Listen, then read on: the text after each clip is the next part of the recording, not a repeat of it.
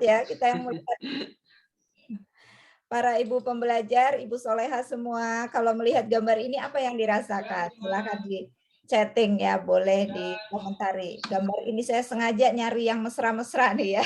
Kalau kita lihat gambar ini, kita merasa sedih, bahagia, ikut senang, atau marah, atau gimana nih? Senang kalau saya, Bu. Ya, nah, senang. Kalau kita ngelihatnya aja senang ya. Kalau kita yang ada di frame itu gimana rasanya? Kebayang ya, kalau kita jadi wanitanya, istri di sini, dan bisa memandang mesra suami seperti ini, kira-kira senang atau senang? Tentu senang, Bu. Senang, ikut bahagia ya. Insya Allah. Walaupun cuma melihat gambar orang senyum, orang bahagia, orang harmonis, saling pandang-memandang, kita udah ikut bahagia. Nah, ini sebenarnya bagian dari komunikasi juga ya. Jadi gambar tidak menyampaikan kalimat-kalimat tertentu, tapi sudah mengandung suatu komunikasi yang membuat orang yang memandangnya ikut bahagia. Betul apa betul, Ibu? Betul ya, apalagi memang kebahagiaan itu kalau dibagikan itu akan bertambah ya, akan bertambah bagi orang yang membagikan dan bisa menginspirasi orang lain yang melihatnya atau yang membaca ya atau yang mengakses ya. Kalau kita berbagi di media sosial, berbagi kebahagiaan, maka orang yang melihat ikut bahagia gitu ya, harusnya ya. Harusnya kalau kita berpikir positif kita ikut bahagia, bukannya malah julid ya ngelihat kebahagiaan orang gitu ya. Kalau ini kadang-kadang gitu ya, kita lihat orang berbagi kebahagiaan, wow kita negatif thinking, ah itu mah pamer, cuma apa namanya caper cari perhatian loh. Padahal kalau kita menjadi orang yang punya kepribadian positif ya, kita melihat kebahagiaan orang itu harusnya kita ikut bahagia gitu ya. Nah mudah-mudahan nanti materi yang saya sampaikan nanti bisa membuat kita bahagia seperti gambar di sini ya. Kita kan pengen ya hubungan kita dengan suami harmonis seperti ini ya. Nah, salah satu yang membuat harmonis ini konon katanya memang faktor komunikasi ya. Katanya nih banyak perceraian-perceraian yang terjadi itu faktor utamanya karena kurangnya komunikasi. Nah, kira-kira apa sih pentingnya komunikasi, apalagi komunikasi suami istri? Menurut ibu-ibu pembelajar di sini kira-kira apa nih pentingnya komunikasi? Boleh pendapatnya, kalau ada yang mau berpendapat di-share. Gimana ibu-ibu bayangin kalau di rumah kita itu nggak ada komunikasi, kira-kira apa yang terjadi? Nggak ada obrolan, nggak ada saling memandang, nggak ada sentuhan, nggak ada candaan ya. Wah, rumah kayak kuburan kayaknya ya. Baik, karena keterbatasan waktu ya, saya akan cepat aja. Oh, ini ya, Mbak Fitria katanya biar nyambung ya, betul komunikasi biar nyambung ya. Kalau nggak ada komunikasi hampa, hampa terasa ya dunia kayak kuburan nanti ya, nggak ada ininya ya. Padahal ya memang komunikasi ini sangat penting dalam kehidupan manusia, tidak hanya dalam hubungan suami istri, apalagi dalam hubungan suami istri ya. Urgensi komunikasi karena kita itu tidak seorang pun bisa keluar dari kegiatan komunikasi. Kalau komunikasi itu didefinisikan sebagai sebuah penyampaian pesan gitu ya, maka kehidupan kita itu nggak lepas dari komunikasi. Bahkan porsi komunikasi itu bisa mencapai 75 sampai 90% dari total waktu dalam beraktivitas.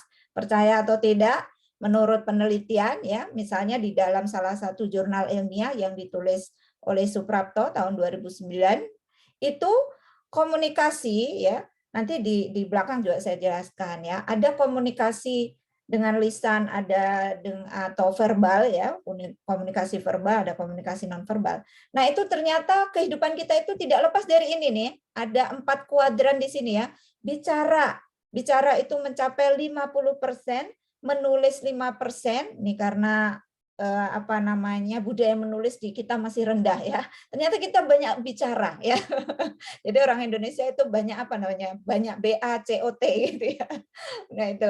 Jadi banyak bicara 50% katanya ya. Kemudian menulis cuma 5%. kemudian membaca 10% dan mendengar 35%. Nah, bicara 50% ini bagian dari komunikasi ya. Mendengar 35% juga bagian dari komunikasi. Demikian pula menulis ya. Menulis itu bagian dari komunikasi 5%. Mungkin di era media sosial sekarang mungkin sudah meningkat ya. Apalagi ibu-ibu, jago banget menulis ya, Bu ya. Nulis apa, Bu? Nulis status, nulis chat gitu ya, membalas chat gitu kan. Nah, ini kebiasaan-kebiasaan yang berkaitan dengan aktivitas kita sehari-hari ternyata itu bagian dari komunikasi ya. Jadi kita nggak bisa lepas dari komunikasi. Bahkan membaca yang 10% itu juga komunikasi. Nah, ini kalau saya total sebenarnya jadinya 100% kita itu komunikasi gitu ya. Bicara 50 tambah mendengar 35, membaca 10, kemudian menulis 5%. Nah, mungkin kita nggak komunikasi waktu tidur jadinya ya. Jadi kalau tidur udah berhenti kita dalam berkomunikasi gitu ya. Nah, maka sekarang kita coba renungkan ya, kita refleksi bagaimana kualitas komunikasi kita khususnya dengan pasangan. Coba kita renungi nih, boleh di chat ibu-ibu, para pembelajar di sini, kira-kira kualitas komunikasi kita dengan pasangan sudah seperti apa? Apakah masih seperti gambar ini? Yang sebentar-bentar kita ngambek, sebentar-bentar kita nangis. Mau ngomong ya, belum terucap kata-katanya sudah nangis duluan ya. Itu saya dulu ya. Ibu-ibu pasti juga pernah mengalami. Yang pertama, apakah kita masih sering salah paham dengan suami? Kita mau maksudnya A, suami nangkepnya B. Suami maksudnya C, kita nangkepnya D gitu ya. Akhirnya sering berantem. Makanya banyak perceraian terjadi karena katanya enggak harmonis, cekcok terus gara-gara apa? Salah paham terus gitu ya. Kemudian yang kedua, merasa suami itu enggak memahami kita ya. Kayaknya suami saya itu enggak peka banget ya dengan keinginan saya itu ya. Jadi banyak ini tuduhan yang rata-rata ya, para istri itu menganggap suami itu enggak peka. Maunya kita itu dipahami ya, makanya ada lagunya ya, karena wanita ingin dimengerti gitu kan. Kemudian poin yang ketiga, sering berdebat ya.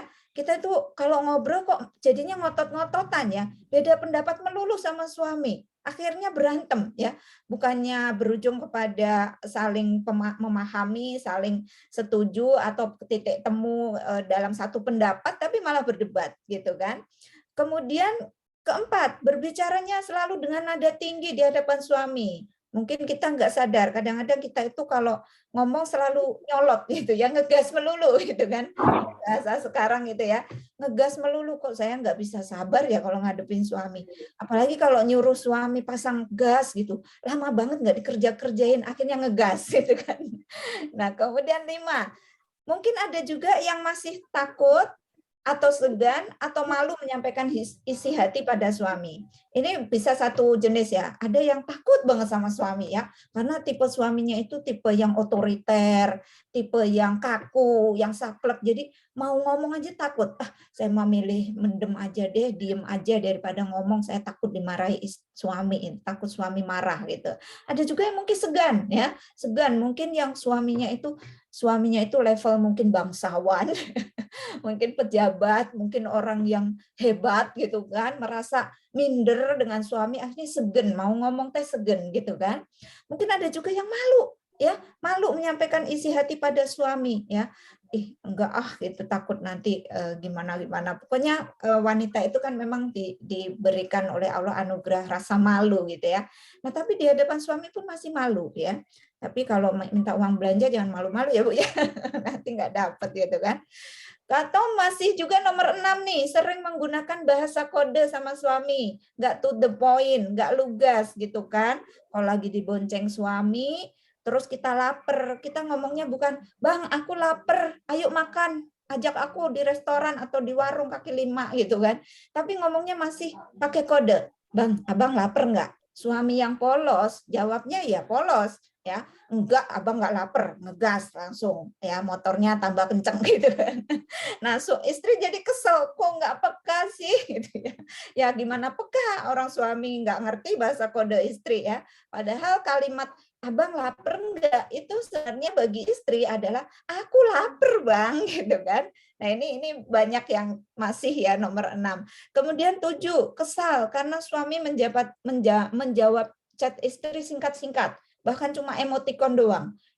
Jawab ya pun Y doang gitu ya. Ada nggak yang begitu? Ya, jadinya kita kesel, udah chatting ngetik panjang-panjang gitu ya. Udah ngetiknya panjang-panjang, suami jawabnya emoticon doang gitu kan. Kemudian nomor 8, memilih diam dan memendam daripada bicara. Jadinya tuh sepi rumah itu ya, suami pulang kerja, tidur, besok pagi berangkat kerja lagi. Nggak ada obrolan ya, karena ya mungkin ada faktor nomor 5 tadi, atau sudah putus asa ya, putus asa saking udah ilfil lah sama suami, pokoknya saya udah nggak ada obrolan yang bisa saya bicarakan sama suami, diem doang gitu ya. Jadi akhirnya lebih suka memendam, atau lebih baik menangis daripada curhat sama suami ya. Pilih nangis aja lah daripada disuruh ngomong gitu kan. Nah, atau mungkin sudah mencapai level 10, udah sangat terbuka, akrab dan senang berbincang-bincang dengan suami, udah nggak ada rasa takut, nggak ada rasa segan, nggak ada rasa malu, pokoknya udah sama suami teh udah jadi soulmate banget, udah obrolan tuh ngalir, nggak ada perdebatan, ya sesekali berdebat nggak apa-apa, tapi memang sudah tarafan hubungan yang sempurna, yang komunikasi itu lancar lah, udah nggak ada hambatan-hambatan dalam komunikasi. Nah, kita bisa introspeksi ya, kira-kira nomor berapa saja, kira-kira adakah yang masih nomor 1, nomor 2, atau semuanya 1 sampai 9, atau sudah level 10, alhamdulillah kalau sudah level 10 ya. Kita harapannya sampai ke level 10 ini. Jadi maksudnya kita nanti ingin harapannya itu hubungan dengan suami secara komunikasi itu terbuka, akrab, ya, senang berbincang dengan suami, banyak obrolan, banyak candaan. Gitu kan harapannya ya, Ibu-ibu ya. Baik, oleh karena itu kita harus menetapkan ya alasan kuat kenapa kita berkomunikasi dengan suami. Pentingnya kita berkomunikasi terus-menerus ya. Tentunya seperti dikatakan tadi supaya nyambung ya, agar informasi atau pesan yang ingin kita sampaikan itu sampai atau nyambung ke suami ya, agar hubungan suami istri itu akrab, terbuka dan bahkan juga semakin intim, semakin lengket, semakin tidak terpisahkan. Karena kalau sudah sampai bersahabat dekat dengan suami, kita menjadikan suami itu tumpuan curhat kita, suamilah yang paling mengerti kita, dan kita yang paling mengerti suami, udah kita nggak butuh orang lain untuk berkomunikasi dalam artian untuk menyampaikan isi hati, untuk menyampaikan masalah-masalah, sehingga aib ataupun masalah rumah tangga itu terjaga hanya di dalam lingkup rumah kita sendiri, di kamar kita sendiri dengan suami istri ya, sehingga ini akan meminimalkan adanya konflik-konflik dalam rumah tangga, mencegah kesalahpahaman ya. Karena itu nanti saya batasi ya, pembahasan kita tidak akan banyak panjang lebar, nanti akan mencakup jenis komunikasi, teknik komunikasi sedikit ya, dan perbedaan komunikasi pria dan wanita yang perlu kita ketahui, dan bagaimana adab-adab dalam komunikasi supaya tujuan kita dalam berkomunikasi nanti insya Allah tercapai ya. Tapi sebelumnya saya perlihatkan dulu gambar di sini. Nah ya, coba ini gambar pertama suami istri saling apa ini? Tersenyum ya. Senyum ya. Senyum itu juga bagian dari komunikasi ya. Kalau lihat orang tersenyum, apa yang kita tangkap pesan dari informasi atau pesan yang tertangkap ketika melihat orang tersenyum? Senang, bahagia gitu kan ya. Kalau gambar yang kedua, wow, ini suami lagi ngapain nih? Lagi marah ya, pakai telunjuk tangan gitu kan. Nah, telunjuk tangan ini berarti lagi apa nih? Nah, ini telunjuk ini juga bagian komunikasi. Kalau orang udah nunjuk-nunjuk gini, oh ini tandanya marah ini ya. Nunjuknya pakai ini apa namanya? Telunjuk, jari telunjuk. Nah, kemudian ini ada yang bergandengan tangan. Nah, ini bagian dari komunikasi. Kalau orang gandengan, suami istri gandengan ya, bergandengan tangan, kira-kira apa nih pesan yang disampaikan? Mesra, akur gitu kan ya. Berarti kalau kita gandengan sama suami tandanya kita lagi akur, lagi baikan, lagi mesra gitu kan ya. Kalau di jalan sendiri-sendiri gitu kan. Kayak gambar di bawah ini saling punggung memunggungi gitu kan. Nah, ini juga bagian dari bahasa komunikasi ya. Tanpa kita ngomong pun ini udah tahu nih. Oh, istri lagi marah nih sama saya gitu ya. Saya didiemin aja dari tadi, malah dipunggungin gitu kan. Nah, ini berarti komunikasi bahasa tubuh ya. Nah, kemudian ini ya, suami ngasih apa nih, hadiah ya, menyembunyikan ini sesuatu hadiah. Nah, ini juga bagian dari ingin menyampaikan pesan apa? Mungkin pesan cinta ya, simbol kasih sayang seperti tanda love kedua tangan ini ya. Nah, ini bagian dari komunikasi ya. Makanya komunikasi itu memang jenisnya ya, ada komunikasi yang verbal ya, ada yang non verbal ya. Kalau verbal itu masuk di dalamnya adalah komunikasi lisan, komunikasi tulisan yang melibatkan mendengar dan membaca juga ya.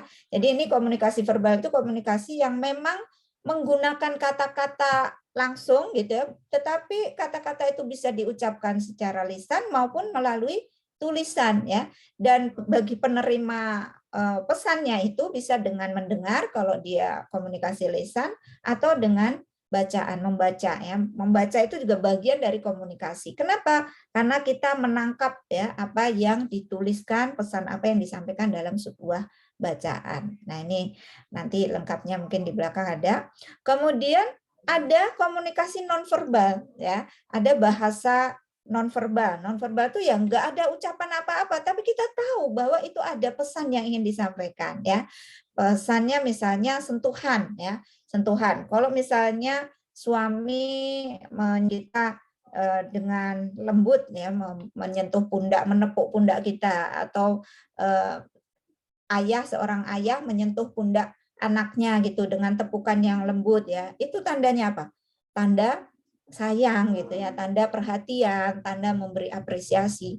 Tapi kalau menepuk pundaknya dengan kencang gitu ya, nah mungkin itu pesannya adalah apa? Marah gitu ya, lagi marah gitu. Nah, itu bahasa sentuhan ya. Kemudian ekspresi. Nah, yang tadi itu ekspresinya tersenyum, ekspresinya cemberut ya, pulang kerja, suami pulang kerja disambut oleh istri dengan senyuman. Nah, itu ekspresi yang suami menangkap pesan, oh istri saya lagi bahagia nih, lagi happy. Tapi kalau begitu membuka helm ya, kemudian membuka pintu masuk ke ruang tamu, istri menyambut dengan berlipat tangan, muka cemberut. Nah, itu suami menangkap apa? Istri saya sedang marah atau sedang ya sedih ya, dilihat ekspresinya mungkin sedang sedih, sedang marah gitu. Jadi ketahuan ibu-ibu ya. Jadi hati-hati ibu-ibu kalau menyambut suami pulang kerja ya. Nah, ya, usahakan senyum ya. Kalau ibu-ibu menunjukkan kemarahan ya atau cemberut gitu kan. Nah, itu nanti suami menangkap pesan yang tidak baik. Akhirnya apa? Ya suami juga akhirnya ikut cemberut ya, males ngajak ngomong. Istri saya lagi marah nih, bakalan ngegas nih kalau diajak ngomong. Udah saya diem aja gitu ya.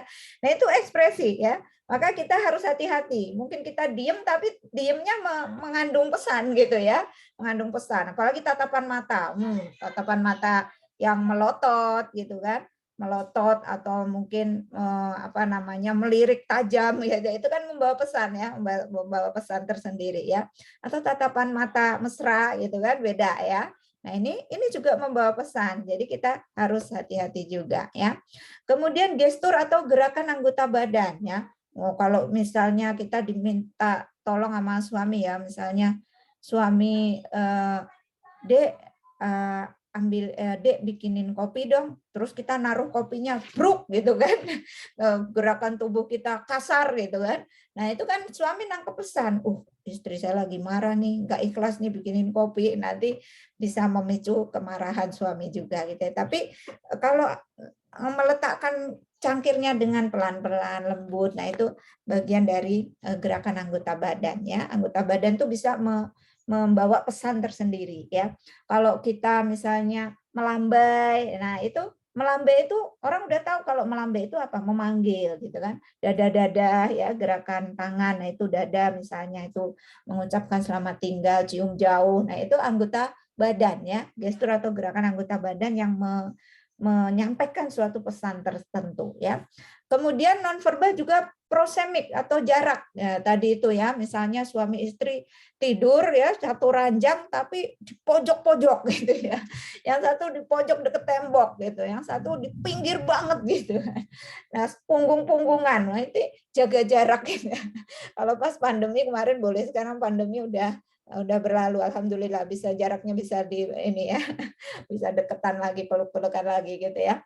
Nah, itu jarak itu juga menunjukkan suatu pesan komunikasi ya. Makanya kalau di teori ilmu komunikasi itu ada ya pembelajarannya. Kalau kita ngomong secara individu dengan orang yang kita hormati, berapa jarak yang ideal gitu ya. Kalau guru dengan murid berapa jarak yang ideal, itu mungkin ada ya ilmunya gitu. Nah, ini jarak ini juga menunjukkan suatu pesan komunikasi ya. Makanya kenapa kalau suami istri berantem ya, yang satu kabur itu menjauh dari pasangannya itu karena ini menunjukkan pesan kemarahan gitu ya. Ini membuat jarak yang jauh gitu ya. Nah, termasuk pesan atau komunikasi juga adalah nada, volume atau intonasi ya, paralinguistik ya. Kan nada bicara kita itu juga mengandung satu pesan tertentu gitu ya. Kalau misalnya kita memanggil suami bang gitu dengan nada tinggi, nah itu kan menunjukkan kemarahan gitu ya. Tapi kalau bang, nah bang misalnya, nah itu menunjukkan intonasi yang lembut, yang pelan-pelan. Wah, ini ngerayu ini gitu ya. Ini tanggal tua kayaknya mau minta duit ini ya. Nah, itu intonasi mempengaruhi ya. Makanya hati-hati kalau kita berkomunikasi ya dengan pasangan, jaga intonasinya ini. Jangan sampai ngegas kalau kita punya keinginan yang ingin dituruti gitu kan. Kalau ngegas ya nanti tambah kebakaran gitu kan. Kemudian penampilan ya, penampilan juga itu turut membawa suatu pesan tertentu ya. Ibu-ibu pembelajar pasti dong kalau pergi ke suatu tempat atau mau keluar rumah itu sering memperhatikan penampilan kita ya. Nggak ada wanita itu yang benar-benar cuek banget gitu dengan penampilannya ya kan ya.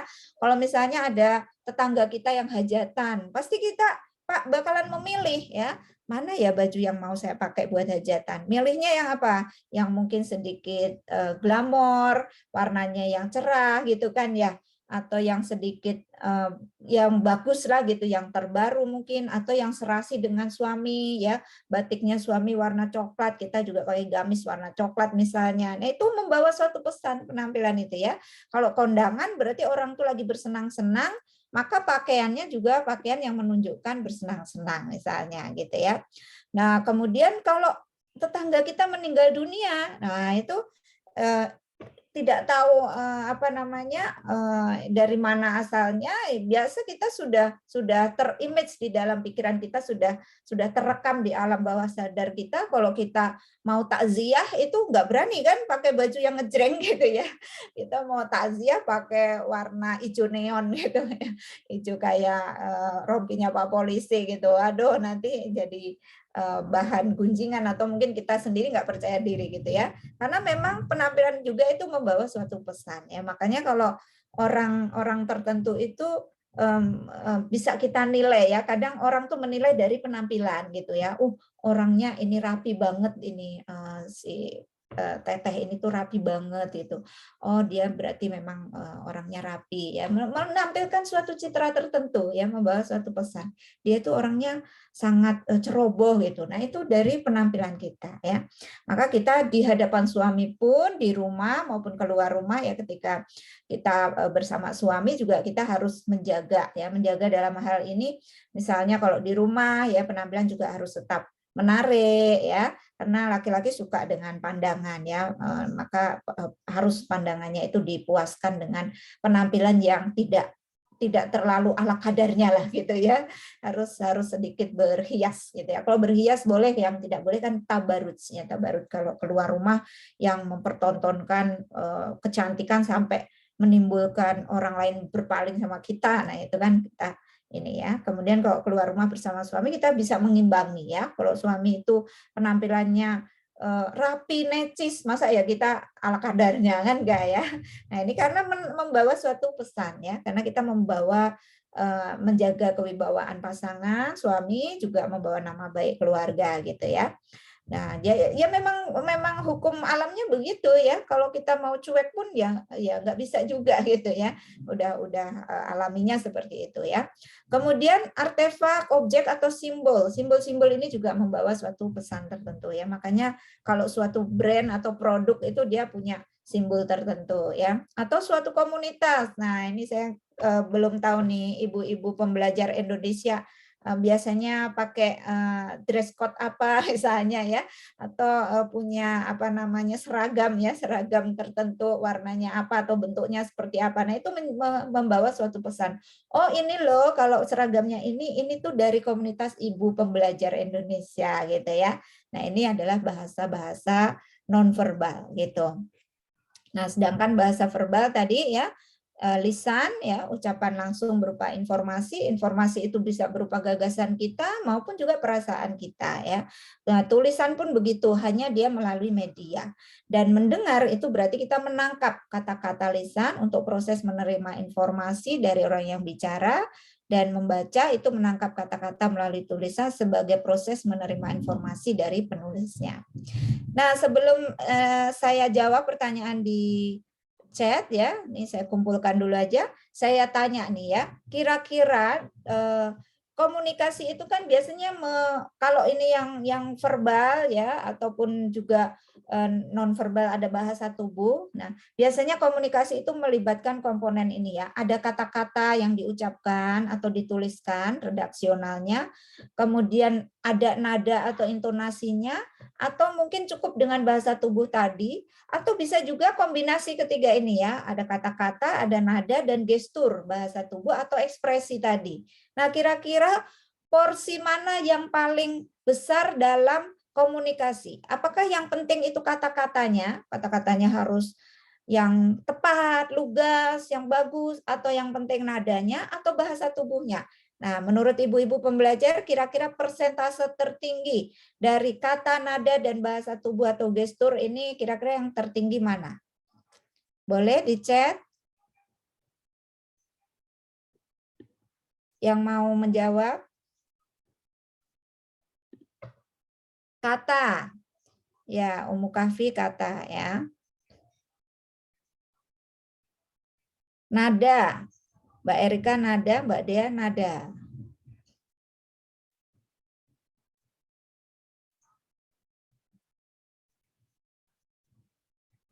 Semua benar. Ya, memang ini semua benar ya komponennya. Oke. Jadi kalau menurut pakarnya, konon katanya gitu ya. Konon katanya ya. Ternyata betul kata Mbak Widyarti. Bahasa tubuh ternyata ya. Jadi komponen komunikasi yang paling berpengaruh di dalam menyampaikan pesan ternyata bahasa tubuh ya. Bahasa tubuh itu berperan hingga 55% dalam berkomunikasi. Dan nada 38% dan kata 7%. Jadi sebetulnya kita itu tidak harus menjadi orang yang pandai berkata-kata untuk berkomunikasi ya, tapi pandai menjaga ekspresi dan bahasa tubuh kita ketika berkomunikasi ya. Makanya tadi ada yang di chat nanya tuh, kalau minta uang belanja sama suami, uang belanja habis gimana? nggak perlu kata-kata yang terlalu banyak ya. Misalnya pakai uang belanja habis karena minyak goreng naik dari sekian ke sekian, telur naik sekian dari sekian. Mungkin suami udah daya tangkapnya udah sangat sedikit ya. Pakai bahasa tubuh aja ya. Misalnya gelendotin aja suaminya gitu ya. Gelendotin, senyumin gitu kan. Diraba-raba, disentuh gitu ya. Pakai bahasa sentuhan. Ternyata itu lebih ngefek. Apaan sih Mi ini gitu ya. Apaan sih Mi? Terus nanti dibisikin di telinganya, besok mau makan enggak? Ya mau makan lah gitu. Tapi berasnya habis misalnya ya. Ternyata itu ya tidak perlu terlalu banyak ini ya kata-kata ya. Yang penting itu bahasa tubuh ya. Jadi maka kita latihan untuk sering memulai pembicaraan itu dengan tersenyum ya. Senyum. Kalau udah dengan cemberut, dengan marah duluan nanti ngegas hasilnya. Kata-kata seberapa penting dan seberapa banyak pun nggak ngefek gitu ya. Nggak ngefek. Jadi pakai bahasa tubuh ini ternyata yang paling ini ya. Nanti boleh dicoba ya. Bisa dicoba nih ya. Kalau kita minta tolong nih, kalau saya nyontohin di kelas pasca nikah tuh gini, kalau kita minta tolong ke suami, misalnya masang gas, masang air galon, kan suami suka lama ya. Kalau kita bilang, Bi, tolong angkatin air galon dong gitu ya. Itu udah lugas sebenarnya ya. Ada juga yang masih pakai kode, Bi, air galon habis. Bi, gas habis. Itu kode ya. Belum menyuruh secara lugas. Yang lugas kan harusnya, Bi, tolong beliin gas di warung A yang sekian kilo. Nah, itu harus detail sama suami ya kata-katanya. Tapi yang lebih apa namanya? Lebih efektif itu langsung action aja gitu ya. Langsung action gini. Mungkin langsung digandeng suaminya, terus bawa ke digamit lengannya, Bi, sini deh Bi gitu. Apa? Sini deh, ayo ikut Umi ke dapur, penting nih Bi, penting. Kenapa? Terus tunjukin tuh gasnya goyang-goyangin. Nih Bi, habis gasnya. Nah, itu lebih efektif gitu ya. Jadi pakai bahasa tubuh aja. Terus kalau minta air galon juga sama tadi. Gelendotin aja, langsung digandeng, Bi. Ya, apalagi kita suka kesel ya, suami masih pegang HP gitu. Bi, air galon habis. Bi, air galon habis. Udah 3 kali, naik darah kita kan. Udah keluar tanduk gitu ya, keluar tanduk marah duluan. Nah, akhirnya kita ngegas. Dari tadi dimintain ini masang galon aja main HP melulu. Ya udah, kata-kata itu kalau sudah keluar ngegasnya, itu istri itu suka nggak terkontrol gitu ya. Jadi yang harusnya minta tolongnya cuma 1 kalimat jadi 10 kalimat gitu kan. Sambil akhirnya menyakitkan hati suami gitu ya. Suami merasa nggak bersalah, tadi lagi fokus melihat HP ya. Jadi nggak dengar pas istri minta tolong. Apalagi minta tolongnya teriaknya sambil di kamar, di dapur, sementara suami di teras gitu ya. Nggak kedengeran. Atau minta tolongnya dengan nada tinggi tadi gitu kan. Akhirnya malah nggak sampai pesan itu dan akhirnya tidak tertunaikan gitu ya. Maka pakai bahasa tubuh aja, langsung action ya. Langsung datengin suami, langsung gandeng tangannya, Bi, sini deh Bi, ada apa gitu. Ayo antar aja langsung ke tempat galonnya, tolong nih angkat sekarang juga ya sayang, misalnya gitu ya. Pakai bahasa-bahasa yang nadanya lebih tadi itu ya, nada juga berpengaruh besar ternyata ya. Nadanya 38% loh. Kalau pakai nada yang tadi kan, tolong sekarang juga ya sayang ya diangkat ya. Nah, sambil digandeng lihatin itu galonnya kan itu udah langsung lebih efektif seperti itu. Nah, memang itu kita harus lebih banyak ini ya belajar ya ini ya. Jadi pakai kata-katanya juga penting, nada penting, tapi ternyata bahasa tubuh sangat penting. Nah, ini nanti mungkin mudah-mudahan bisa menjawab beberapa pertanyaan di chat tadi ya. Gimana cara komunikasi sama laki-laki atau sama suami? Nah, kita perlu membedakan dulu ya nih ya. Ibu-ibu harus sadar ya bahwa laki-laki dengan wanita itu berbeda. Perbedaan kodrati yang diciptakan Allah memang ya begitu ya, tidak bisa diubah ya. Udah kodratnya wanita begini, kodratnya pria begini, sehingga ketika wanita menjadi seorang istri berhadapan dengan seorang pria yang menjadi suami, maka kita juga harus memahami ya. Oh, ternyata karakteristik pria seperti ini, karakteristik wanita seperti ini ya. Kita bisa mengobservasi diri kita sendiri sekaligus mengobservasi suami kita ya. Ini kalau saya di kelas itu ada modulnya khusus ya. Nah, perbedaan kodrati cara berkomunikasi antara pria dan wanita. Yang pertama, wanita itu perlu bicara, kalau pria bicara jika perlu. Betul atau betul Ibu-ibu? Kenapa sih suami itu ngirit banget bicara? Ya, betul nggak? Nah, ini kalau menurut pakarnya, katanya wanita itu punya jatah bicara 20.000 kata sehari. Sediam-diamnya wanita, kalau dia sudah menjadi istri, cerewet juga. Itu quote saya ya. Saya ini orangnya pendiam Ibu-ibu ya. Saya orang introvert, saya pendiam, cenderung nggak ngomong kalau nggak ditanya gitu. Tapi begitu saya menjadi seorang istri, saya mengubah diri saya harus cerewet gitu ya. Saya harus cerewet, terus karena saya juga akhirnya belajar menjadi speaker ya, mau nggak mau saya harus bisa bicara gitu ya. Nah, suami itu irit banget bicaranya. Kenapa? Karena jatah pria bicara konon katanya cuma 7.000 kata ya. Jadi ini menurut penelitian terbaru katanya memang ada protein FOXP2 gitu yang ada di dalam kandungan tubuh manusia itu, yang wanita itu jauh lebih tinggi kandungan protein itu dibanding pria. Makanya wanita itu cenderung verbal gitu ya, cenderung kemampuan verbalnya lebih banyak daripada pria ya. Jadi dia nyerocos aja, bicara terus. Makanya hobinya tuh curhat gitu ya. Sedangkan pria itu bicara kalau perlu ya. Yang kedua, wanita itu bicara untuk melepaskan beban. Ya, biasanya kita kalau ada masalah, kita itu bukan nyari solusi, tapi nyari tempat curhat gitu ya. Tapi kalau pria bicara untuk menyampaikan informasi ya. Kalau pria diajak ngomong tuh makanya sepotong-potong yang penting doang gitu. Tapi kalau wanita itu nggak penting pun pengen ngobrol gitu ya. Makanya kenapa komunitas-komunitas itu yang banyak kan ibu-ibu ya. Kalau komunitas bapak-bapak itu paling komunitas yang sifatnya itu hobi dan fisik. Komunitas misalnya bapak-bapak tuh kumpulnya ya ngadain futsal, mancing. Mancing kenapa? Kita kan wanita suka heran ya. Kenapa bapak-bapak suka mancing ya? Sabar banget nungguin gitu, diem-diem gitu kan. Kalau ibu-ibu yang nggak betah gitu ya, suruh mancing gitu yang nggak betah. Kalau bapak-bapak berjam-jam mancing itu kok betah gitu kan. Terus motoran misalnya ya, touring gitu ya. Hobinya bapak-bapak ya gitu, touring. Terus permainan-permainan ya, main game kayak gitu, game online. Nah, ini kadang keluhan para istri ini ya. Nah, jadi itu karakter dasar pria dan kita nggak boleh menyamakan pria itu harus seperti wanita. Saya maunya suami saya itu komunikatif gitu loh. Komunikatif yang dimaksud apa? Ya pokoknya kalau saya ajak ngomong dia tuh ngeresponnya yang antusias, yang heboh, yang ekspresif, yang panjang kata-katanya. Nah kalau gitu nanti suami-suami jadi kewanita-wanitaan malah bahaya gitu ya. Karena itu bukan kodratnya gitu ya. Kodratnya pria itu ngomong ya seperlunya dan ngomong yang penting dan ukuran penting nggak pentingnya. Nah ini kadang juga beda gitu ya. Bagi wanita itu termasuk pembahasan yang penting, tapi bagi pria alah gitu aja diomongin gitu ya. Nah ini makanya akhirnya antara pria dan wanita seringnya tidak nyambung.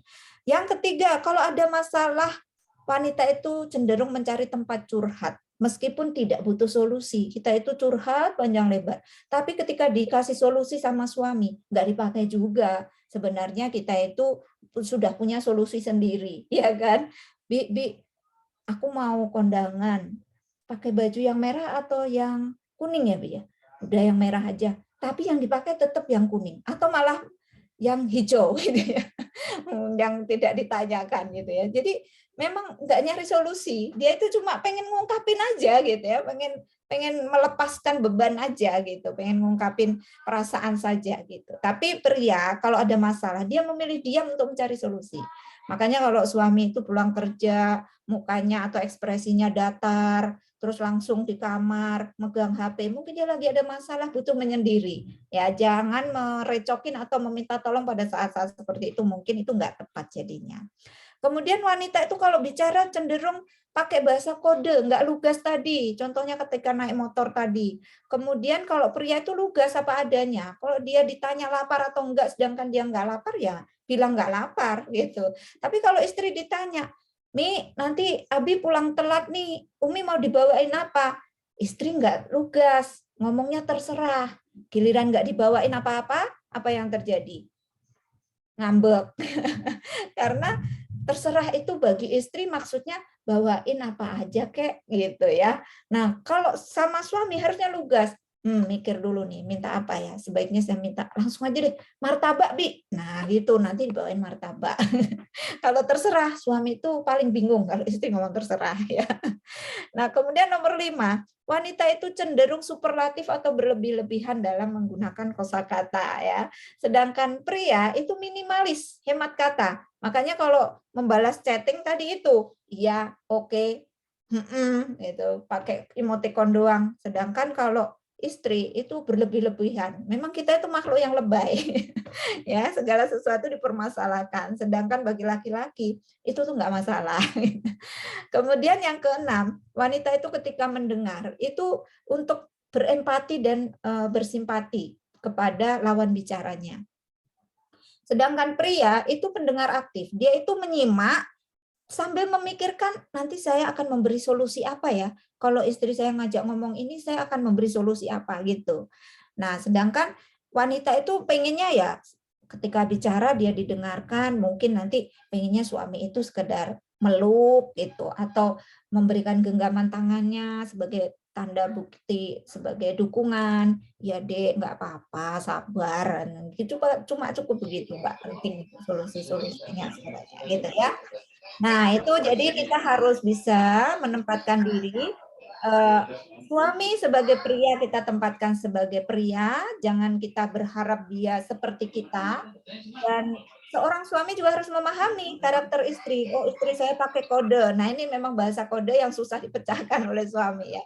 Tapi sekian tahun pernikahan harus sudah mulai bisa belajar. Dan istri juga memperbaiki jangan sampai pakai kode-kode lagi misalnya ya. Kemudian kita beranjak ke adab berbicara. Tentu sebagaimana agama kita mengatur ya, ini buat ibu-ibu yang muslimah ya, pasti kita ada aturannya, nggak sembarang bicara ya. Ada bicara itu bicara yang baik, menjadi pendengar yang baik, bicara dengan lembut, hindari perdebatan. Kalau bukan hal-hal yang prinsipil, udah deh tidak usah didebatkan.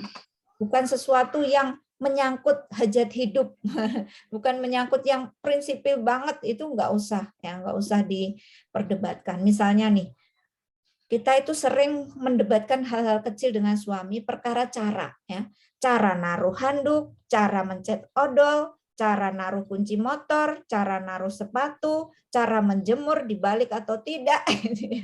Itu kita bikin jadi perdebatan. Akhirnya kita baper sendiri, emosi sendiri, pikiran negatif, kecewa sama suami, menumpuk, dendam dan seterusnya hanya karena aduh suami saya begini amat. Tenang ibu-ibu ya. Memang karakter pria itu seperti itu. Kalau ibu-ibu punya keluhan suami itu naruh handuk di atas kasur, itu bukan hanya suami ibu. Jutaan suami ya begitu.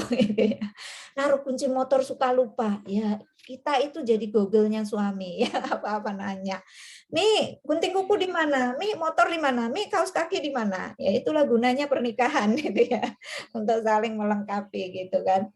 Jadi kita itu harus standby untuk melayani hal-hal perintilan-perintilan yang kita ya memang para suami itu nggak tahu yang begitu ya.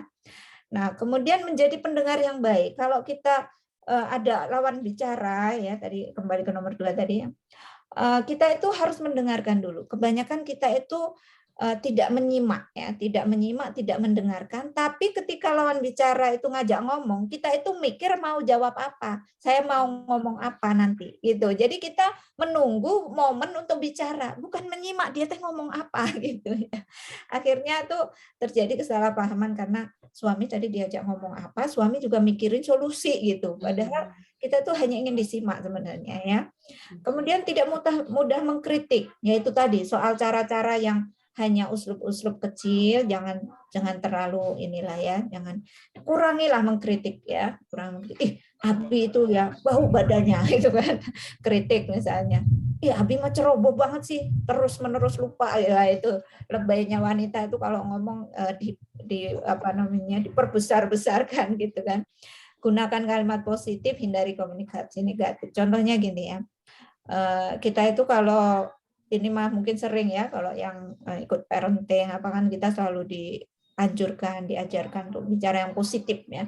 Misalnya ungkapan minta tolong, maaf, minta diambilkan ini boleh misalnya, terima kasih ya, ucapan terima kasih, masya Allah gitu, kalimat-kalimat yang membangun ya, karena itu nanti juga akan memberikan dampak yang positif ya. Nah, hindari kalimat-kalimat yang negatif ya. Contohnya yang wanita itu suka superlatif atau berlebih-lebihan tadi ini ya. Kamu itu selalu, nah selalu ini, kata selalu itu kan menunjukkan generalisasi ya. Wanita itu suka mengeneralisasi. Suami itu cuma lupa sekali atau ya enggak, misalnya suami tadi itu ya, Bi, Umi nitip beliin Pampers merek ini itu. Lupa tuh suami itu. Baru sekali itu nitip dan lupa gitu. Sebelum-sebelumnya nggak lupa lah gitu kan. Tapi kita itu ngomongnya kamu tuh selalu lupa aja. Nah itu ya, selalu ya, itu generalisasi ya. Di antara satu suami melakukan kebaikan 10, kesalahan satu, itu seolah-olah semua itu salah gitu ya. Terus kebiasaan suami misalnya baru sekali itu menaruh sesuatu yang salah, misalnya dasar kebiasaan ya, kamu tuh nggak pernah ngerti aku loh, padahal itu hanya konflik kecil dan baru kali itu gitu kan, atau tumben gitu ya. Nah, bahasa-bahasa yang negatif konon seperti ini ya, coba nanti kita praktekkan, kita hindari ya, jadi jangan pakai yang ini ya. Nah, kemudian kalau kita merujuk kepada teladan kita ya, Nabi Muhammad Shallallahu Alaihi Wasallam, oh indah ya, Islam itu mengatur. Rasulullah itu juga mengajarkan teknik komunikasi ya, dengan mengatakan bahwa kita itu kalau nggak bisa berkata baik, lebih baik diam gitu ya, ada hadisnya. Kemudian perkataan seperti apa sih yang sebaiknya diucapkan, itu ada kaulan Mohon kariman. maaf Bun, waktu 5 menit lagi ya Bun. Ya, 5 menit ya. Jadi kata-kata itu atau komunikasi itu sebisa mungkin kita selalu mengucapkan kata yang baik, yang pantas untuk didengar, yang indah, yang mulia, yang lurus, yang benar, yang ringkas, tepat, yang santun dan lembut gitu ya. Karena memang itu ajaran agama kita ya. Siapa yang beriman kepada Allah dan hari akhir, hendaklah dia berkata baik atau diam gitu ya. Nah, ini anjurannya banyak ya. Rasulullah itu diutus dengan jawamil al-kalim ya, ucapan yang singkat tapi syarat makna. Jadi makanya hadis-hadis Rasul yang merupakan redaksinya dari Rasul itu kata-katanya tepat gitu ya, indah gitu kan. Kemudian selalu tersenyum ya. Abdullah bin Haris mengatakan tidak pernah aku melihat seseorang yang lebih banyak tersenyum daripada Rasulullah ya. Kemudian ramah. Nah, ini kalau saya itu kalau komunikasi itu pokoknya ramah-ramah, jangan marah-marah gitu ya. Karena orang beriman tuh harus ramah ya. Kemudian jelas dan lugas. Nah, makanya tadi ya kata Aisyah, Rasulullah itu tidak berbicara seperti yang biasa kamu lakukan, yaitu bicaranya kita itu dengan nada cepat, tapi beliau itu berbicara dengan nada perlahan, perkataannya jelas dan terang, lagi mudah dihafal oleh orang yang mendengar. Ya, kemudian lembut ya, layin ya, lembut. Hendaknya kamu bersifat lemah lembut, berkasih sayang dan menghindari sikap keras dan keji gitu ya. Nah, ini banyak ya dalil-dalilnya dari firman Allah ya. Tidak ada ucapan yang diucapkan selain, kita juga harus ingat bahwa ucapan kita itu juga akan dimintai pertanggungjawaban kan gitu ya. Jadi kita ingat bahwa kita itu diawasi, kita dimintai pertanggungjawaban, kita selalu mengendalikan, mengontrol jangan sampai ucapan kita itu ini. Dan ucapan ini maksudnya juga termasuk bahasa tulisan ya. Kalau kita chatting, bikin tulisan di medsos, itu juga include di dalamnya bagian dari komunikasi tadi, gitu kan ya. Nah, itu saja Bunga Selasih di dalam taman. Terima kasih atas segala perhatiannya. Billahi taufiq wal hidayah. Wassalamualaikum warahmatullahi wabarakatuh. Waalaikumsalam warahmatullahi wabarakatuh. Terima kasih ya kepada Bunda Holda ya yang telah memaparkan materinya yang Masya Allah ya, relate dengan keseharian kita semua ya, di mana kita lihat lah fenomena sekarang itu memang konflik itu di rumah tangga antara suami istri kebanyakan memang dari kurangnya komunikasi efektif seperti tadi yang dijelaskan oleh Bunda ya, Bunda Holda, bahwa sebetulnya ini masalah sepele, tapi karena kurangnya komunikasi efektif jadilah masalah yang bisa besar ya. Kemudian juga tadi Bunda juga menyinggung ya bahwa komunikasi efektif tuh yang paling besar perannya itu adalah bahasa tubuh ya, di mana dengan gelendotan aja sama suami udah termasuk hal yang menunjukkan komunikasi. Ya, silakan ya ibu-ibu nanti bisa dipraktekkan setelah ikut acara ini ya. Oke, sekarang langsung ke sesi tanya jawab. Nah, barangkali nih ibu-ibu yang punya keresahan nih tentang komunikasi dengan suami istri, silakan ya di kolom komentar. Oh, ada pertanyaan langsung nih dari Bunda Erika ya. Ustadzah, kalau kita minta uang ke suami, terus kadang-kadang suami bilang, kok uangnya habis nih, emang dipakai buat apa? Itu jawab yang baiknya seperti apa? Karena terus terang kata-kata itu bikin kesal gitu ya. Silakan Bun. Iya, betul. Itu komunikasi suami masih buruk itu ya. Itu memang nyelekit ya kalau buat wanita ya. Karena wanita itu seperti kaca ya, mudah tergores hatinya. Kalau kaca udah tergores susah ya untuk dihapus ya goresannya. Apalagi kalau kacanya sampai pecah. Gitu. Jadi hati berkeping, Keping. nggak bisa Betul, betul. disatuin lagi ya. Nah itu termasuk emang suami juga mesti belajar ya untuk komunikasi. Tapi nggak apa-apa, kita dulu yang belajar. Nanti insya Allah kalau kita membawa aura positif dalam komunikasi, insya Allah tanggapan responnya pun juga akan positif. Nah, ibu-ibu nggak usah baper ya kalau ada suami yang mengatakan begitu, karena memang suami itu biasanya mereka itu adalah makhluk global, ya makhluk yang tidak tahu rincian, ya tidak tahu perintilan. Makanya yang tahu rincian belanja itu kan istri ya, dibelanjakan untuk apa saja. Toh kita membelanjakan nggak untuk berfoya-foya. Makanya kalimat itu tuh hanya sebagai apa ya, sebagai ungkapan bahwa suami itu nggak paham sebenarnya dengan belanja global. Nanti bisa dikomunikasikan ya, nggak perlu baper, sakit hati gitu kan. Nah, nanti bisa komunikasinya itu misalnya sesekali nanti diperlihatkan. Kalau ada bunda yang rajin mencatat pengeluaran tuh bisa diperlihatkan. Sebenarnya Bi, anggaran kita belanja tuh sekian loh untuk beli ini. Ini Umi catat nih rinciannya. Nah itu kalau ada yang suka mencatat. Jadi nggak usah ngegas dulu gitu ya kalau ada suami begitu kan. Nah, terus nanti kita cari waktu momen ya. Waktu itu juga pilihan dalam komunikasi. Karena kadang kita itu bisa menyampaikan suatu pesan yang baik, tapi kalau momennya nggak baik itu juga nggak nyambung jadinya gitu ya. Oh, suami pulang kerja masih capek, terus kita minta uang belanja, nah itu nggak tepat gitu ya. Tapi misalnya kalau kita mohon maaf, misalnya kalau malam habis intim gitu kan, terus kita sampaikan, Bi, beras habis loh, itu uang belanja habis kemarin tuh buat ini. Ini tuh mungkin lebih rileks gitu ya, karena kondisi yang mungkin habis relaksasi gitu kan. Jadi cari momen-momennya juga itu. Mungkin dari segi itu, kemudian juga redaksinya tadi ya, pakai bahasa ya senyumin aja lah ya. Suaminya bilang gitu ya senyumin aja. Jadi besok kita nggak makan Bi, gitu kan. Atau besok besok nggak dimasakin nih, misalnya gitu ya. Ya mau beli beras lah, emang buat beli apa nih? Umi nggak pakai perhiasan, emang buat beli perhiasan gitu kan. Jadi candain aja lah, kita itu harus bisa mengontrol emosi memang ya, walaupun kalimatnya bikin emosi.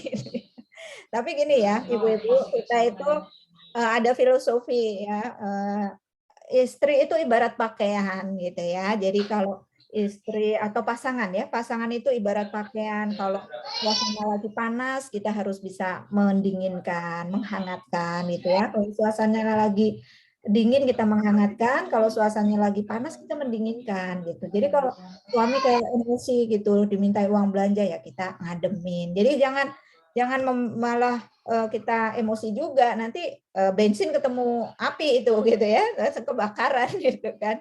Jadi memang kita harus jadi istri memang benar-benar harus sabar kuncinya gitu ya. Begitu Mbak Dea. Oke, lanjut. Pertanyaan kedua dari Bunda Wit katanya.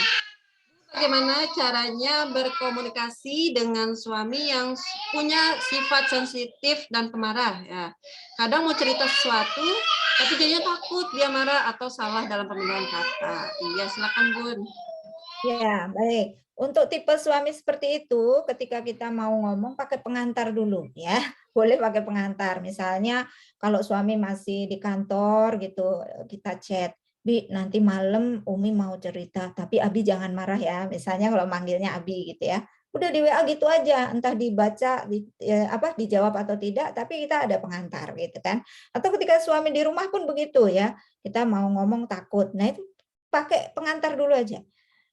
Bang, ada yang mau kuomongin sih, tapi takut abang marah. Nah, gitu dipancing gitu aja ya. Nanti suami udah siap gitu, udah siap. Yaudah ngomong aja gitu.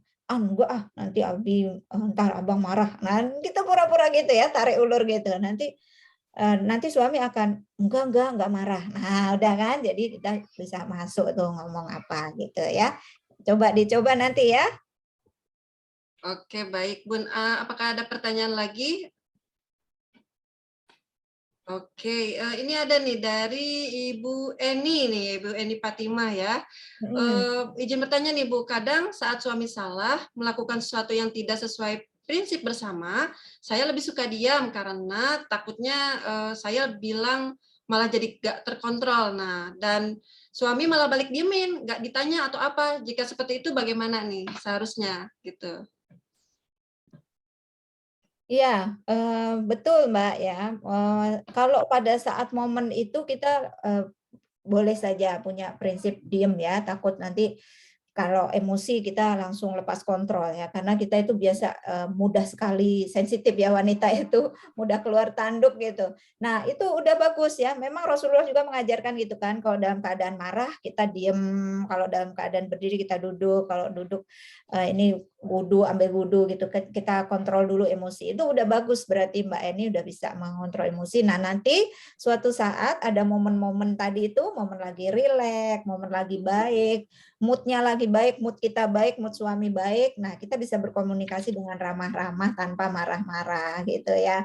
Nanti diingetin, Bi, kemarin sebenarnya Umi marah loh. Kenapa? Habis Abi itu ngambil baju ditarik aja, bukan diangkat. Padahal itu bukan hal prinsipil sebenarnya gitu ya. Tapi kita ingin mengedukasi suami, walaupun udah diedukasi belasan tahun tetap gitu ya, ditarik juga. Nggak apa-apa, emang itu karakternya. Kita bisa mengobservasi, anak laki-laki saya ternyata juga begitu. Memang udah kodratnya begitu gitu ya. Nah, jadi kita tetap sampaikan. Paling enggak itu jadi maklumat atau informasi bagi suami yang suatu saat mungkin informasi itu akan dipakai sama dia.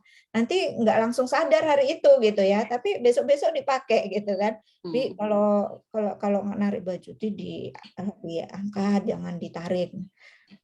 Suami itu gengsinya tinggi ya, laki-laki itu gengsinya tinggi, gorizah bako namanya di dalam Islam tuh ya, gengsinya masih tinggi, dia nggak akan langsung praktek hari itu juga berubah gitu, nggak mungkin gitu ya. Tapi nanti lama-lama dia akan ingat ya, oh istri saya pernah bilang iya juga ya, jadi berantakan nih, kasihan istri saya nanti ngerapin. Mungkin suatu saat dia akan berubah gitu ya. Paling tidak ada sedikit inilah koreksi dari kebiasaan yang jelek gitu kan. Seperti itu. Jadi cari momen-momen gimana kita bisa menegur dengan ramah-ramah tanpa marah-marah itu ya. Iya. Betul, selanjutnya ada pertanyaan dari Bunda Dina ya. Gimana nih Bun, caranya menegur suami yang baik, yang sering main game online nih, karena kan lagi jaga anak, suka main game, ya tetap aja game, anak ya tetap, jadi bukan main bersama, tapi ya anaknya tetap asik sendiri gitu. Gimana nih Bun? Iya, memang ini keluhan para istri di zaman digital ya. Gangguannya bukan gangguan setan, tapi setan gepeng. Dan gepengnya HP yaitu game online, karena game online itu memang candu ya, memang candu, jadi sulit untuk melepaskan ya kalau selama itu tidak melalaikan ibadahnya, melalaikan kewajibannya, kita ya harus maklumnya dalam artian gini, memang laki-laki itu butuh me time juga ya, butuh me time. Yang me time-nya laki-laki itu ya seperti itu. Kalau me time-nya para istri kan nonton drakor ya kan, shopping, belanja. Kita kan juga pengen pengen gitu kan, nggak pengen diganggu kalau nonton drakor misalnya yang sempat nonton ya. Terus belanja, kemudian apalagi yang suka jahit, suka baking ya, bikin kue, itu kan me time-nya para wanita. Nah, laki-laki juga sebagai seorang suami pun mungkin perlu relaksasi dengan me time-nya. Nah, memang kalau pilihannya game online itu dampak negatifnya karena nyandu ya, jadi bikin kecanduan. Kalau kecanduannya yang olahraga sih bagus ya, futsal gitu kan, goes gitu. Nah nanti bisa tuh sedikit demi sedikit diarahkan tuh suaminya mungkin, "Bi, daripada main game online kita olahraga yuk," misalnya jogging bareng gitu kan, atau apa gitu yang lebih bermanfaat. Nah, tapi kalau memang udah terlanjur ya suka game online misalnya, nah kalau dia lagi mainnya di rumah, tadi langsung action ya, deketin aja suami. Kalau perlu kita deketinnya sambil kita pegang HP juga. Kita nonton drakor deket suami gitu ya, atau main Facebook deket suami. Lama-lama suami juga nggak enak, nggak nyaman, terganggu, atau mungkin dia nggak enak juga, "Ih, istri saya ngintip saya main apa," gitu kan. Oh, pasti nanti dia nggak enak, akhirnya dia tutup itu. Orang kalau suami chatting aja, chatting di WA, terus kita deketin, kita juga pegang HP, padahal kita nggak ngelirik-ngelirik dia.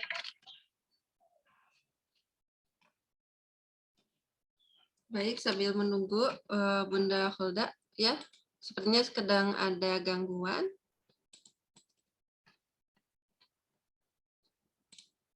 Bunda sudah bisa masuk lagi.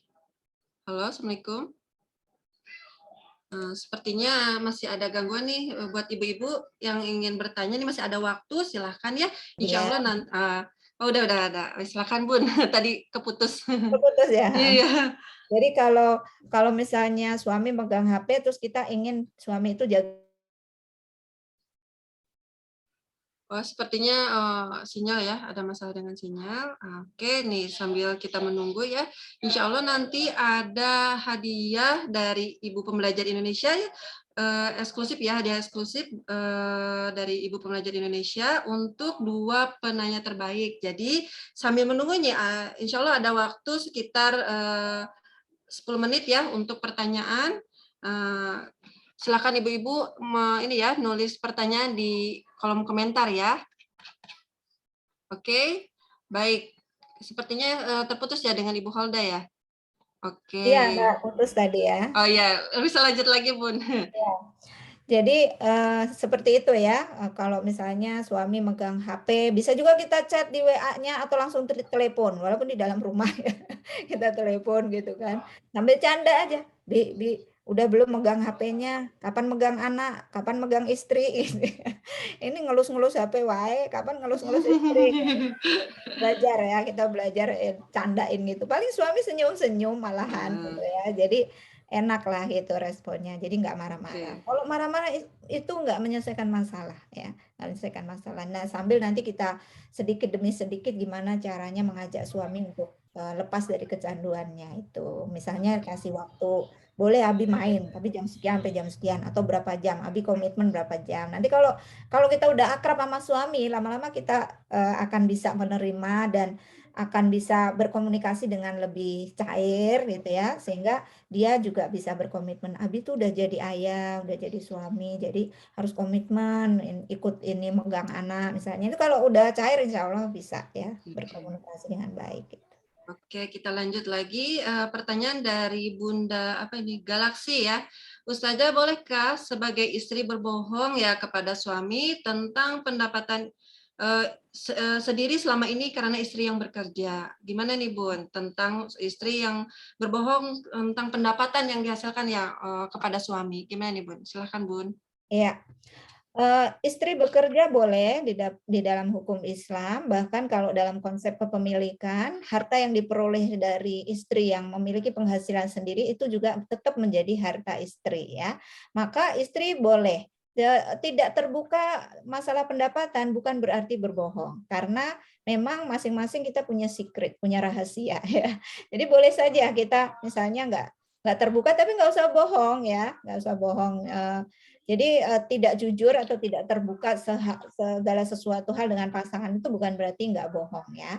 Jadi boleh misalnya kita kemarin ya waktu pandemi misalnya kita gajinya masih minim, terus sekarang pasca pandemi gaji naik, terus kita diem aja nggak ngomong ke suami gitu ya. Jadi tahunya suami gaji kita masih yang dulu gitu kan, gajinya atau pendapatan kita misalnya 2 juta tahunya suami, padahal kita udah 5 juta nih gitu, kita diem aja nggak masalah ya, nggak masalah gitu.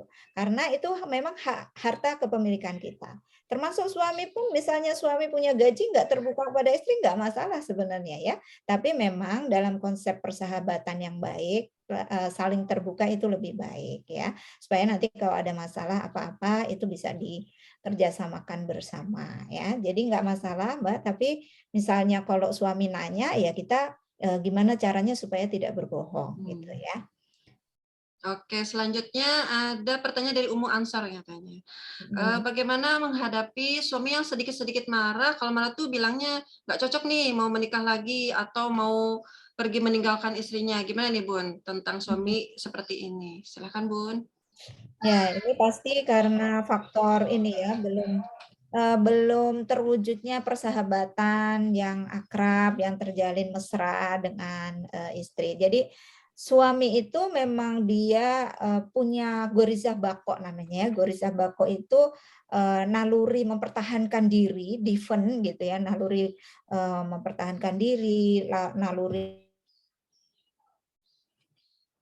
Oke, sepertinya gangguan jaringan lagi ya.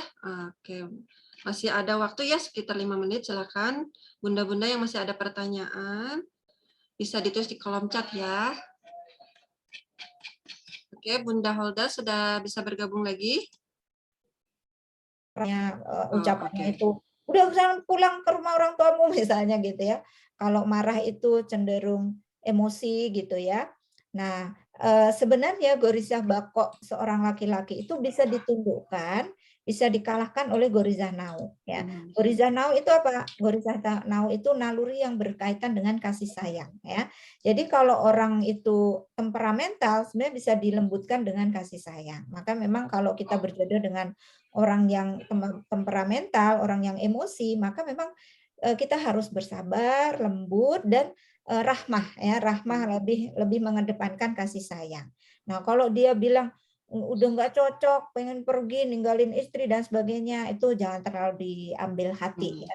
Itu karena memang kalau orang marah itu cenderung tidak terkontrol ya, cenderung emosional nggak terkontrol. Sama sebenarnya kalau wanita yang temperamental itu juga cenderung tidak terkontrol. Tapi kalau kita mau belajar agama harus bisa ya mengontrol kata-kata dan emosi. Jadi nanti kita lebih banyak bersabar ya, lebih banyak apa namanya ya menempatkan diri pada suami. Seandainya kita orang yang temperamental juga, mungkin barangkali kita juga akan lepas kontrol seperti itu gitu ya.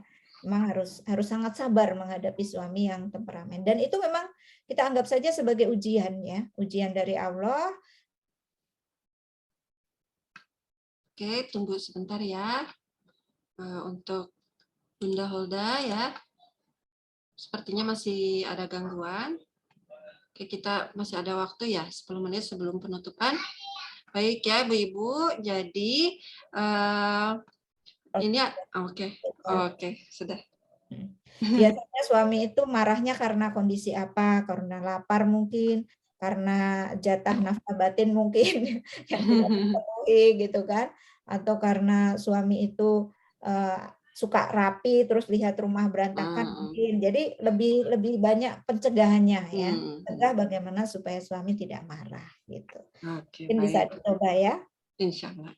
Baik, Bun. Ini ada pertanyaan terakhir sepertinya dari Bunda Hilda ya. Bagaimana nih menghadapi suami yang irit bicara dan cenderung datar? Gimana, Bun? Ya, seperti tadi ya.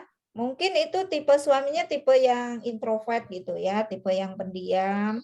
Kalau orang Jawa tuh kayak gong gitu ya. Kalau nggak dipukul nggak bunyi gitu ya.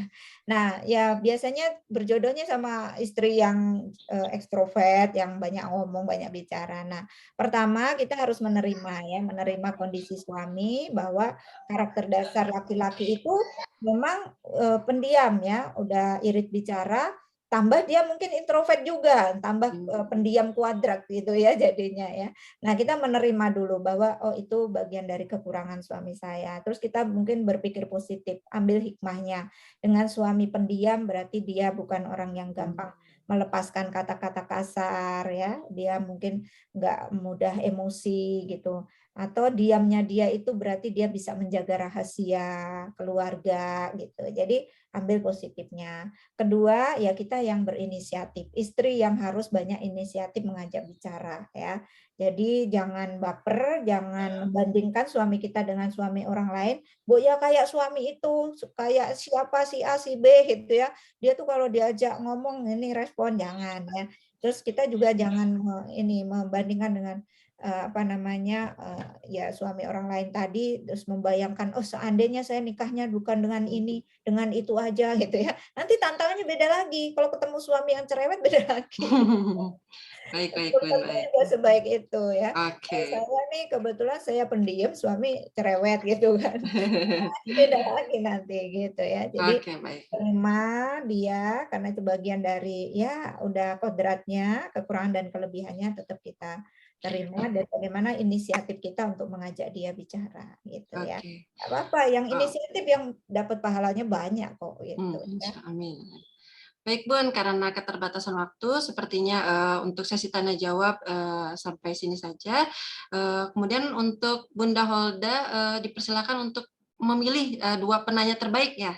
Silakan Bun, sebelum membuat closing statement nih untuk kegiatan hari ini. Silakan Bun, untuk memilih dua penanya terbaik.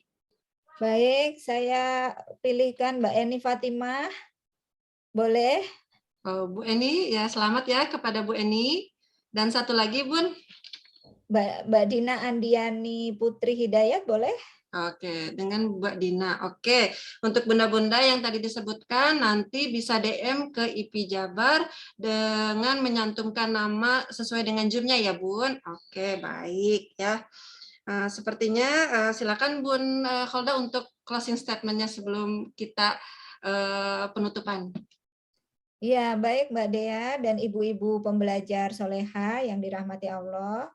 Sebenarnya dalam konsep komunikasi itu yang penting adalah pesan kita sampai ya. Metode apapun boleh kita coba. Sehingga nanti kalau ada konflik dalam rumah tangga, usahakan kita ikhtiar dulu ya.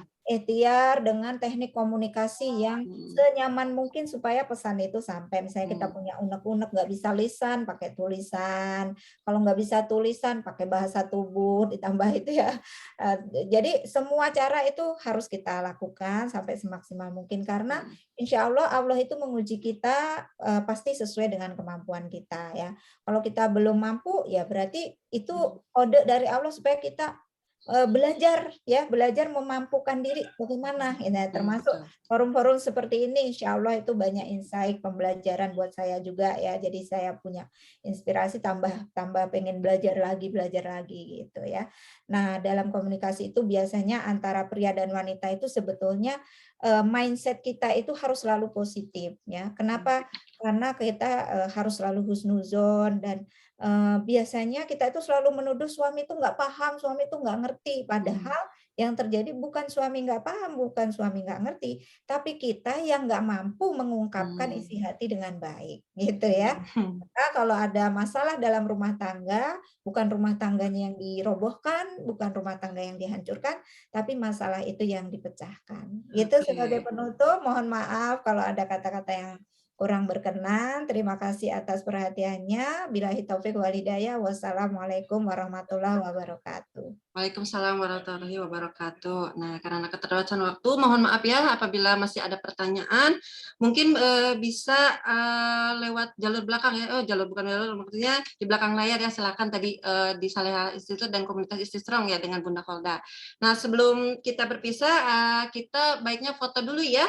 Silakan ya Bun yang bertugas untuk sesi foto bersama. Nah, oke, siap ya semuanya untuk mengaktifkan videonya dulu ya untuk kita dokumentasi. Siap ya, kita dengan senyum terbaik ya, insya Allah jadi komunikasi terbaik juga untuk kita hari ini. Amin. Oke, baik. Satu kali lagi. Oke, sepertinya sudah. Alhamdulillah ya, serangkaian acara webinar hari ini telah terlewati ya, dan tak terasa juga nih udah mau penutupan. Saya ucapkan terima kasih kembali ya kepada Bunda Holda yang telah memberikan waktu, ilmu dan pengalamannya yang Masya Allah ya sangat bisa jadi dipraktekkanlah dalam kehidupan kita sehari-hari. Juga semoga jadi amal jariahnya Ibu, amin. Dan kemudian terima kasih kepada para panitia yang telah membantu dan sponsor juga hari ini ya. Tak lupa saya ucapkan terima kasih kepada bunda-bunda hebat yang Masya Allah ya masih menyempatkan waktu untuk sama-sama belajar lah di sini. Nah, nantikan kembali ya kegiatan Ibu Pembelajar Indonesia Wilayah Jawa Barat. Insya Allah untuk kegiatan rutinnya itu ada IG Talk Show yang biasa diadakan pada pekan kedua di bulan tiap bulan, yaitu program Bukan Curhat Biasa di channel IG IP Jabar, dan minggu keempat program talk show inspiratif di channel Jooms ya. Saya mewakili panitia, mohon maaf bila ada yang kurang berkenan, dan bila ada salah kata, saya Dea mohon pamit. Assalamualaikum warahmatullahi wabarakatuh.